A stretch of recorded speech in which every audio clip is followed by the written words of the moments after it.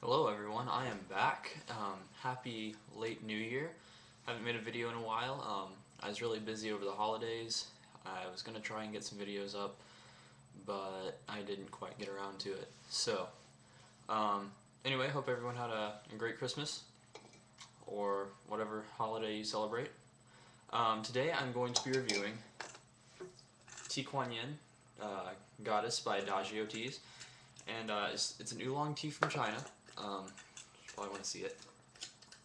It's a very good tea. It's one of my favorite oolongs. Um, I used to drink it while I was watching Dragon Ball online, so every now and then when I'm drinking, I get the urge to watch Dragon Ball. I know I'm kind of a nerd, but it's what I watched when I was a kid. It's a great show. So this is what it looks like. Sorry, the lighting's bad. Hold on. Yeah, there we go. Let there be light. Okay, so it looks kind of like this. It's not quite as dark as the camera would suggest. Let's see. Let's try and get it out of the light. That's about as good as it's gonna get. There we go. It's fixing itself. So see, it's very green. The leaves are actually pretty large. They're just they're just kind of rolled together. It smells very good. Has a great aroma. So why don't we make some? So I've already got it in the tea strainer. Normally I use a Kuan, especially for oolong teas, but it's too much of a pain to take it upstairs and then it's messy and I don't want to risk spilling anything. So I've got my utility kettle, also from Adagio Teas. I really like it because it's got, as you can see, you can change the temperature. This Kuan you brew at 212, but you can turn the knob to 180 for green teas, and it's green there, and then you do 212 for black teas and whatnot. Anything in between or less than that. So I'm gonna go ahead and make it right here. I'll do it on camera. How about that? So just don't want to spill on my desk. That would not be good. Anyway, just give it a few minutes to sit. No, just a few seconds to sit actually. It brews pretty quickly, especially when it's in a smaller cup like this. Yeah, see, it's about ready. Now I'm gonna go ahead. Yeah, it's ready. I'm gonna go ahead and dump the first steeping.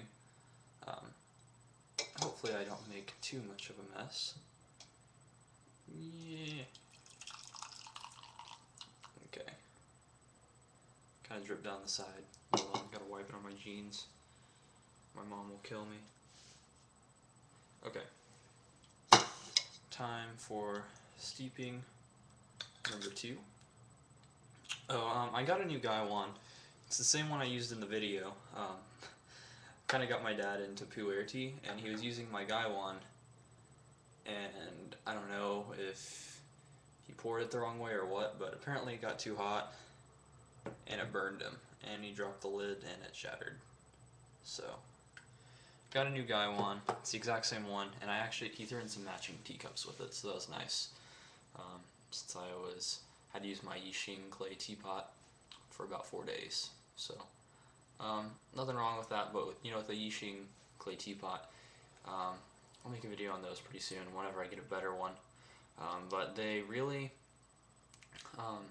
you can really only use them for one kind, especially with the purple clay teapots, because they absorb the flavor of the tea you use it with. So I've been using it for pu'er tea, and even though mine's not a purple clay teapot, it still kind of absorbs the flavor a bit. So in subsequent steepings, when you wash it out and reuse it, if you use it about 20-30 times or so for one particular type of tea, it's going to lock in those flavors, and it just kind of locks them in. And then when you wrong hand to whatever, I'm just going to stop. But when you continue to brew it, the flavor that's in the clay kind of releases, and it makes a more flavorful aromatic tea. So I was kind of stuck drinking pu'er for 4 days, which is fine, but I like to deviate and do other things too. But kind of been on a bit of a pu'er fix lately. I'm going to plug Made for TV's channel. I'm going to put it right here or in the description, whatever's easier. He made this great video a couple days ago on how to make masala chai latte, and I made it today, kind of modified it a bit, and it was very delicious. Anyway, so sorry for the rant. Kuan, as you can see, it's burning me. No, oh gosh, okay. I'm gonna put this down. It's kind of, let's see if there's a safe way to do this. Okay, it's burning my fingers, so get a good look at it. It's kind of a greeny color. It's kind of like, it looks like a mix between a white tea and a green tea. Sort of like if you oversteep a white peony. But it's definitely an oolong. It's just kind of a lighter oolong, but you still brew it at 212. Anyway, I'm gonna taste it. Hopefully not burn myself. It smells, has a bit of a spinachy smell. Not really, but kind of. It kind of smells like vegetables, but in a good way. Definitely in a good way. I got this cheap Chinese green tea at this Chinese supermarket in this Chinatown area that is pretty close to me, and it tasted like broccoli. It was bad, but this is a good vegetable aroma.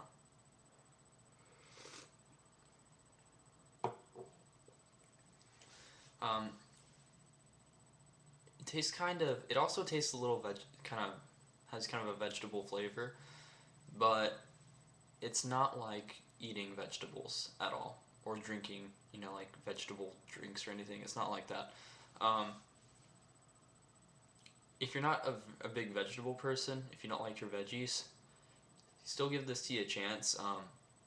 I'll put a link up. Just try a sample because it is really good. It's high quality tea. It's kind of more expensive than most on Adagio, but it's definitely a very good tea.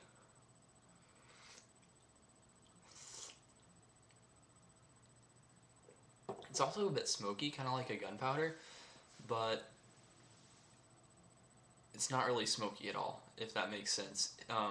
It kind of has the texture of the or the liquid kind of feels smoky in your mouth, and it sort of, in your nose you get this smoky aroma, but you don't get a smoky taste.